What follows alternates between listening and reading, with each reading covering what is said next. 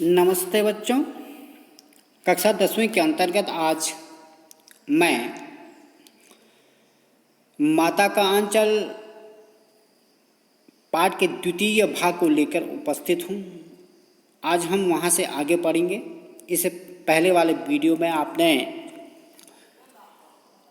शिव पूजन साहे द्वारा लिखित माता का आंचल नामक पाठ को पढ़ा। आज हम वहाँ से आगे पढ़ेंगे, लेकिन सर्वप्रथम हम जान लेते हैं कि पहले वाले वीडियो में हमने क्या पढ़ा था। आपने देखा किस प्रकार से जो भोलानाथ हैं यानी तारकेश्वर नाथ अपने के पिता के साथ खेला करते हैं, कूदा करते हैं। अपने माता के साथ केवल उनका दूध पीने तक का नाता है और अपने पिताजी के साथ वो किस प्रकार से खेला करते हैं, उनकी क्रीड़ाएं कौन कौन सी हैं, ये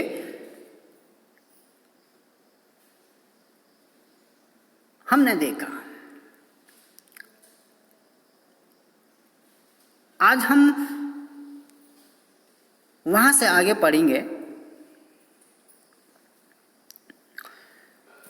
उनके साथ हंसते हंसते जब हम घर आते, आपने इससे पहले देखा होगा कि जब इनके पिताजी प्रातः काल उठने के उपरांत स्नान करके आटे की 500 गोलियों को लेकर गंगा के किनारे मछलियों को खिलाने के लिए जाते, तो ये भी उनके कंधे पर विराजमान रहते और रास्ते में वापस आते समय पेड़ की जो डाली है यानी जो टहनी है, इस अपने बच्चों को बैठाकर वो झूला झुलाते थे और कह रहे हैं कि जब हम घर वापस आते हैं उनके साथ हंसते हंसते जब हम घर वापस आते तब उनके साथ ही हम भी चौके पर खाना बैठते थे। उनके साथ ही ये अपने पिता के साथ ही चौके का अर्थ है जहाँ पर खाना बनाया जाता है और बनाने के बाद वहीं पर बैठते हैं। तो कह रहे हैं कि चौके पर खाने के लिए अपने पिताजी के साथ बैठा करते थे। वह हमें अपने ही हाथ से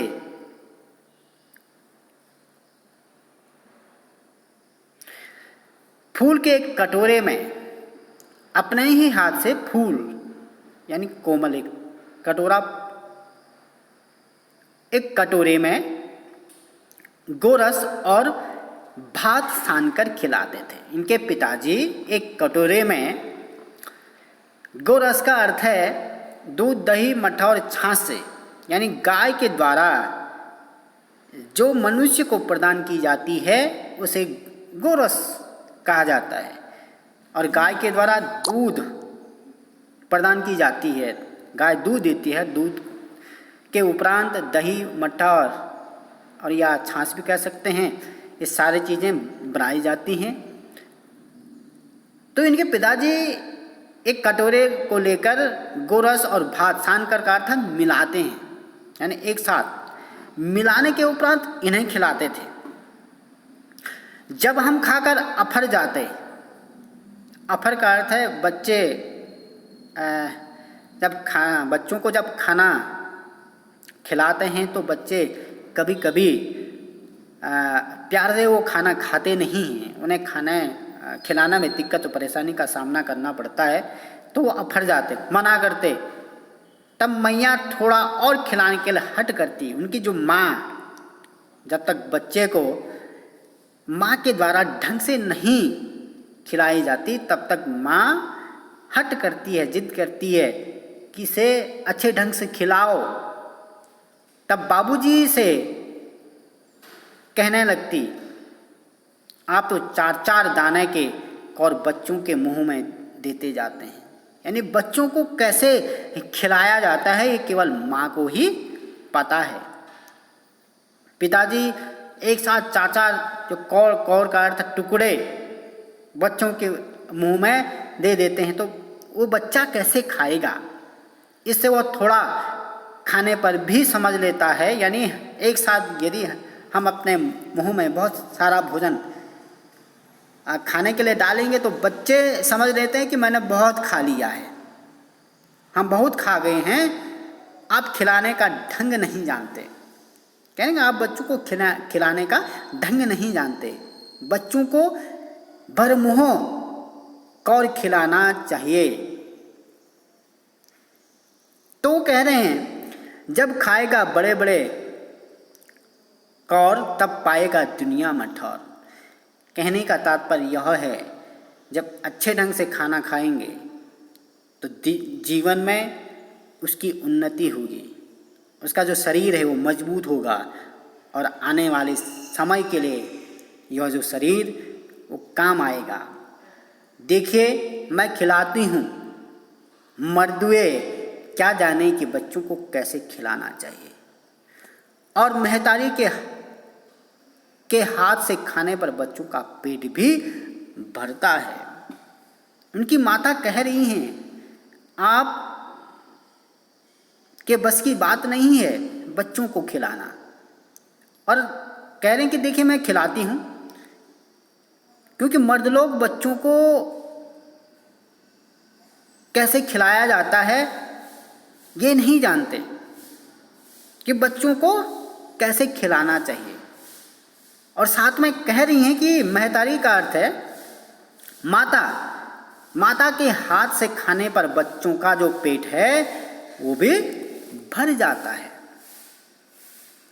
यह कहे वह थाली में दही भात शांति और अलग अलग तोता मैना कबूतर हंस मोर आदि के बनावटी नाम से कौर बनाकर यह कहते हुए खिलाती जाती कि जल्दी खा लो नहीं तो उड़ जाएंगे, पर हम उन्हें इतनी जल्दी उड़ा देते कि उड़ने का मौका ही नहीं मिलता।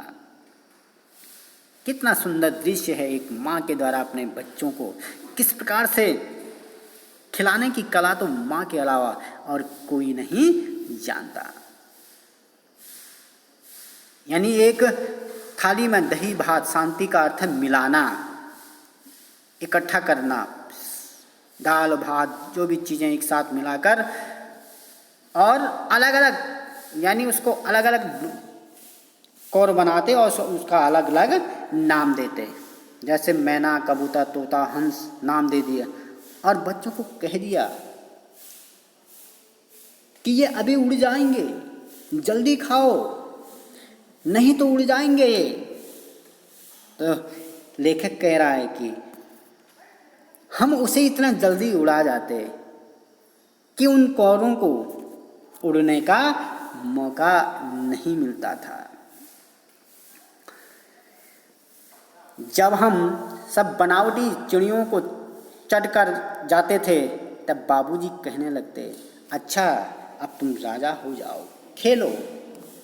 जब हम जो बनावटी चिड़ियाँ क्या हैं, वो भोजन के कौर हैं, टुकड़े हैं, उनके खाने के उपरांत इनके बाबूजी कह रहे हैं तुम राजा बन गए हैं, तब बाबूजी भी जी कहने लगते, अच्छा अब तुम राजा हो, यानी तुमने सारे भोजन खा लिए, अब तुम स्वतंत्र हो, अब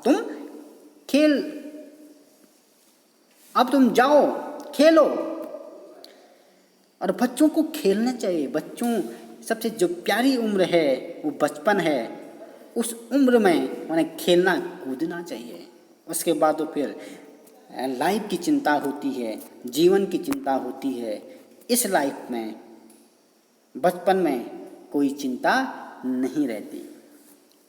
बस हम उठकर उछलने कूदने लगते थे, फिर रस्सी में बंधा हुआ काठ का घोड़ा लेकर नंग धड़ंग बाहर गली में निकल जाते थे। पिताजी ने कहा ही नहीं, उससे पहले ही बस वो उछलने कूदने लगते। जब पिताजी ने कहा जाओ खेलो, और रस्सी से बंधा हुआ एक काठ का जो नंग धड़ंग, यानी उस पर कोई कपड़ा नहीं है, वो नंग धड़ंग जो घोड़ा है उसे पकड़कर रस्सी से बांधकर गली में निकल जाते थे। जब कभी मैया हमें अचानक पकड़ पाती तब हमारे लाख छटपटाने पर भी एक चुल्लू कड़वा तेल हमारे सिर पर डाल ही देती थी। हम रोने लगते और बाबूजी उस पर बिगड़ खड़े होते, पर वह हमारे सिर में तेल बोतकर हमें उबट कर ही छोड़ती थी। फिर हमारी नाभि और लिलार में काजल की बिंदी लगाकर चोटी गूंथती और उसमें फूलदार लट्टू बांधकर रंगीन कुर्ता टोपी पहना देती थी। हम खासे कन्हैया बनकर बाबूजी की गोद में सिसकते सिसकते बाहर आते थे। बचपन में जो बच्चे होते हैं उनके बाल बड़े होते हैं, नहाने धोने में उन्हें परेशानी होती, वो इनकार करते हैं। बच्चों को नहलाना तो टेढ़ी खीर है, हर कोई ये कला नहीं जानता, लेकिन माँ के हाथ में यदि बच्चा आ गया इस समय तो बच्चा छटपटाने के अलावा कुछ नहीं कर सकता। माँ लाख छटपटाने पर भी जो कड़वा तेल, यहाँ कड़वा तेल सरसों के तेल को कहा गया है, और सरसों का जो तेल है वो लाभदायक है, सिर में डालने पर ठंडक पैदा करती है, और वो उनके सिर पर डाल देती थी। वो रोने लगते थे, और जब बच्चे रोते हैं तो पिताजी बिगड़ जाते हैं। पिताजी को ये अच्छा नहीं लगता कि बच्चा क्यों रो रहा है, और क्योंकि उनके पिताजी अपने बच्चे से बहुत करीब हैं इसलिए वो बिगड़ होते थे, वो क्रोधित हो जाते थे। पर वह हमारे सिर में तेल बोत कर नहीं, तेल डालकर ही छोड़ती थी उनकी जो माँ। फिर हमारी नाभि और लिलार का के ये जो खोपड़ी है, जो ललाट है, वह काजल की एक छोटी सी बिंदी दाईं बाईं तरफ लगा दी जाती है कि किसी की नज़र न लगे एक छोटे से सुंदर बालक पर। और बिंदी लगाने के उपरांत, काजल की बिंदी लगाने के उपरांत चोटी गूंथती, और जब चोटी यानी गूंथने का बांधना, चोटी बांधने के उपरांत उसमें एक फूलदार लड्डू बांधकर उस बच्चे को रंगीन कुर्ता टोपी पहना देती थी।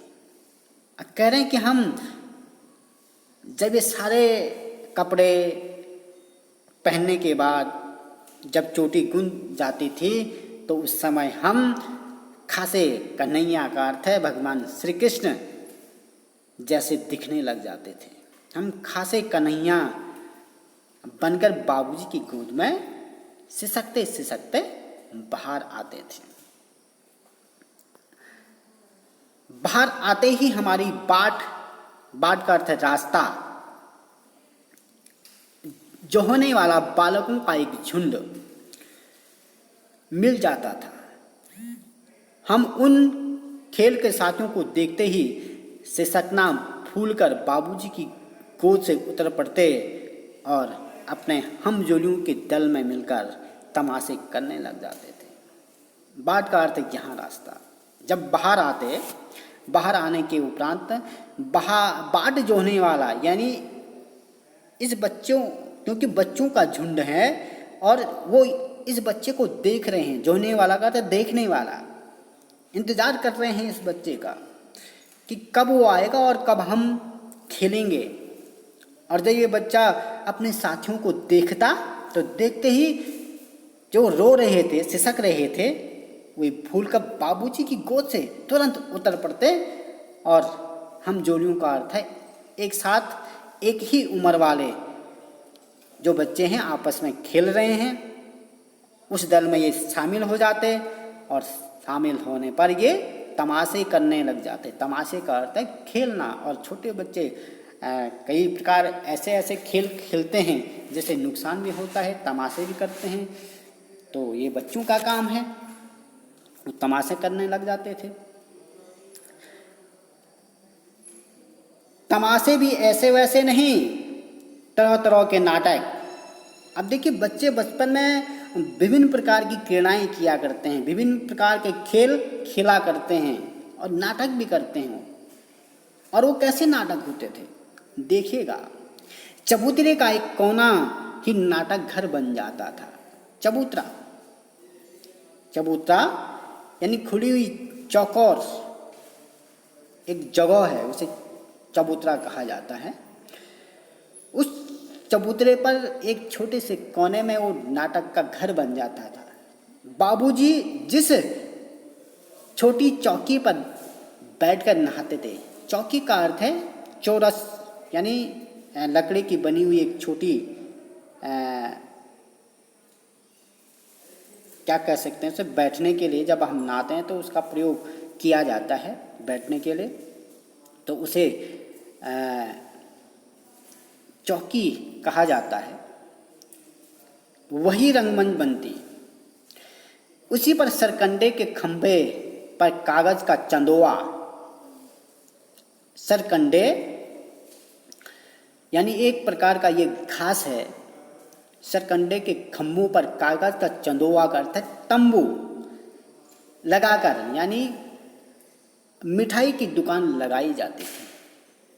यानी उन्होंने उस चबूतरे पर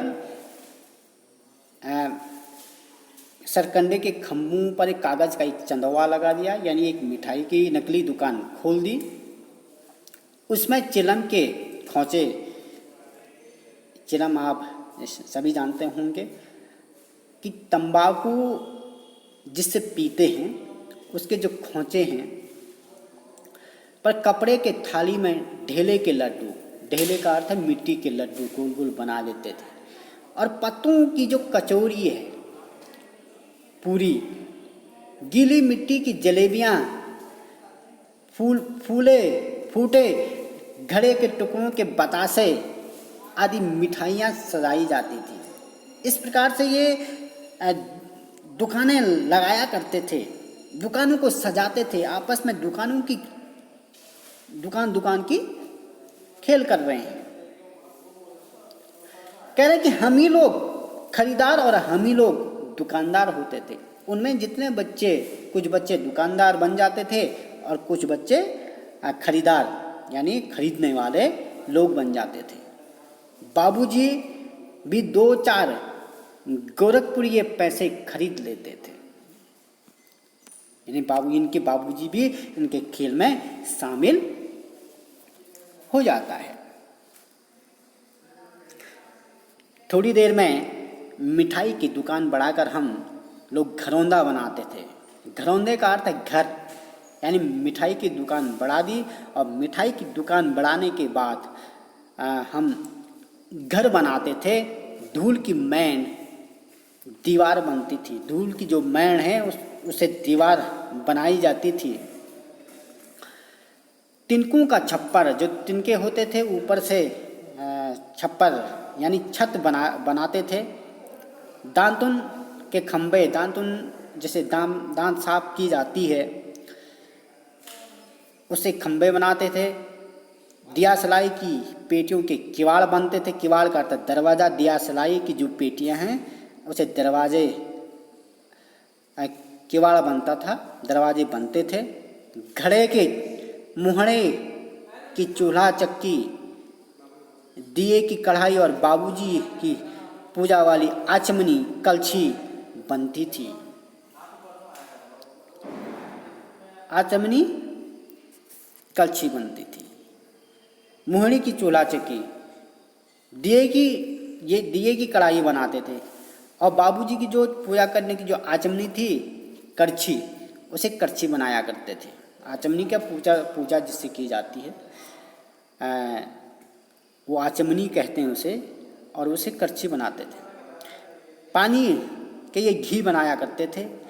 धूल के पिसान करते हैं आटा, धूल का आटा, और बालू की ये चीनी सम जौनार,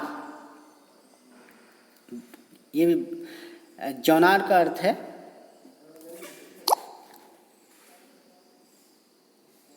भोजन।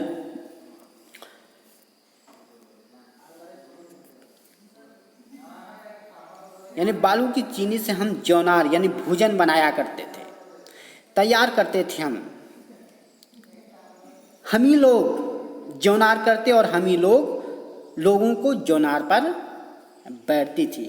कह रहे कि हम ही लोग खाना बनाते थे और हम ही लोग उसे खाने लोगों को जौनार पर बैठती थी। पर पंगत बैठ जाती थी। जब पंगत बैठ जाती थी, पंगत का अर्थ है खाने के लिए पंक्ति में बैठना, यानी एक क्रमबद्ध तरीके से। जब ये पंगत का अर्थ खाने के लिए बैठना और वो भी पंक्तिबद्ध तरीके से, तो बैठ जाती थी, तब बाबूजी भी धीरे से आकर पांत के अंत में यानी पंक्ति के अंत में जीमने खाने के लिए बैठ जाते थे। उनको बैठते देखते ही हम लोग हंसकर और घरौंदा बिगाड़कर भाग चलते थे। वह भी हंसते हंसते लोटपोट हो जाते और कहने लगते, फिर कब भोज होगा भोलेनाथ। तो देखिएगा यहाँ पर बच्चों के द्वारा बचपन में बहुत ही सुंदर क्रीड़ाएँ की गई हैं। किस प्रकार से बच्चे बचपन में खेलते हैं, उनका आनंद अलग ही है। उनके जीवन में खुशी है। बचपन सबसे सुंदर पल है जीवन का। न कोई चिंता, न कोई टेंशन, केवल खेलना है। और खेल कुछ भी हो, किसी भी वस्तु का, वो खेल का साधन बना लेते हैं। धन्यवाद। आज इतना ही। यहाँ से आगे अगले वाले वीडियो में पढ़ेंगे। तो धन्यवाद।